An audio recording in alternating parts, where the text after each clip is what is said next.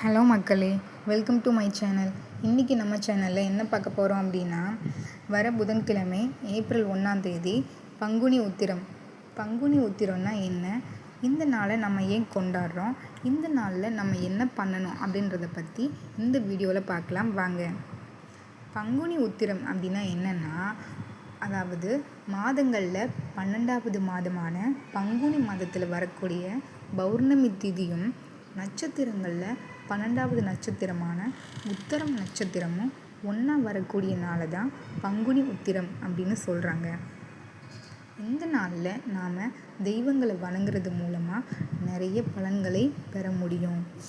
அது மட்டும் இல்லாமல் இந்த நாளில் தான் நிறைய புனிதமான விஷயங்கள் நடந்திருக்கு. அதெல்லாம் என்னன்னு பார்த்தீங்கன்னா, இந்த நல்ல நாளில் தான் சிவபெருமானுக்கும் பார்வதிக்கும் திருமணம் ஆயிருக்கு. அப்புறம் முருகப்பெருமானுக்கும் தெய்வானை அம்மாவுக்கும் திருமணம் ஆயிருக்கு. அது மட்டும் இல்லாமல் ராமருக்கும் சீதாவுக்கும் திருமணம் ஆயிருக்கு. அப்புறம் ஆண்டாளுக்கும் அழகருக்கும் திருமணம் ஆயிருக்கு. இந்த தெய்வங்களுக்கு எல்லாமே இந்த நாளில் திருமணம் ஆயிருக்கு. அதனால தான் இந்த நாளை புனிதமான நாளாகவும் சொல்கிறாங்க.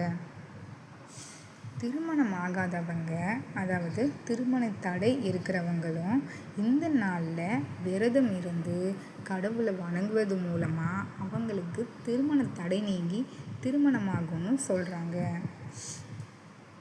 திருமண தடை இருக்கிறவங்க இந்த நாளை மிஸ் பண்ணாதீங்க. நாம் முழு மனசோட கடவுளை வணங்கணும் அப்படின்னு சொன்னால் நம்ம நினச்சது கண்டிப்பாக நடக்கும். அப்புறமா என்னென்னா, திருமணமானவங்களும் இந்த நல்ல நாளில் விரதம் இருந்து கடவுளை வணங்குறது மூலமாக கணவன் மனைவிக்கிடையே மகிழ்ச்சி மற்றும் ஒற்றுமை பெறுகிறதாகவும் சொல்கிறாங்க. அவ்வளோதான் மக்களே, எனக்கு தெரிஞ்ச டீட்டெயில்ஸை இந்த வீடியோ மூலமாக நான் உங்களுக்கு ஷேர் பண்ணியிருக்கேன். எங்கள் சேனல் சார்பாக உங்கள் எல்லாருக்கும் பங்குனி உத்திர வாழ்த்துக்கள். இந்த நல்ல நாளில் நீங்களும் முறையான விரதம் இருந்து கடவுளை வணங்கி மகிழ்ச்சியோடு இருங்க. அப்புறம் இவங்களில் உங்களுக்கு பிடிச்ச தெய்வம் யார்?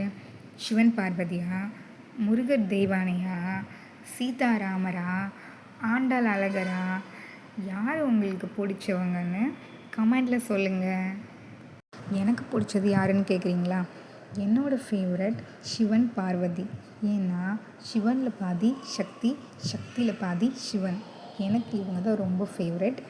அவ்வளோதான் மக்களே, இந்த வீடியோ உங்களுக்கு பிடிச்சிருந்துச்சுன்னா லைக் பண்ணுங்கள், சப்ஸ்கிரைப் பண்ணுங்கள், உங்கள் ஃப்ரெண்ட்ஸ் அண்ட் ஃபேமிலிக்கு ஷேர் பண்ணுங்கள். அவ்வளோதான், நம்ம நெக்ஸ்ட் வீடியோவில் பார்க்கலாம். பாய்.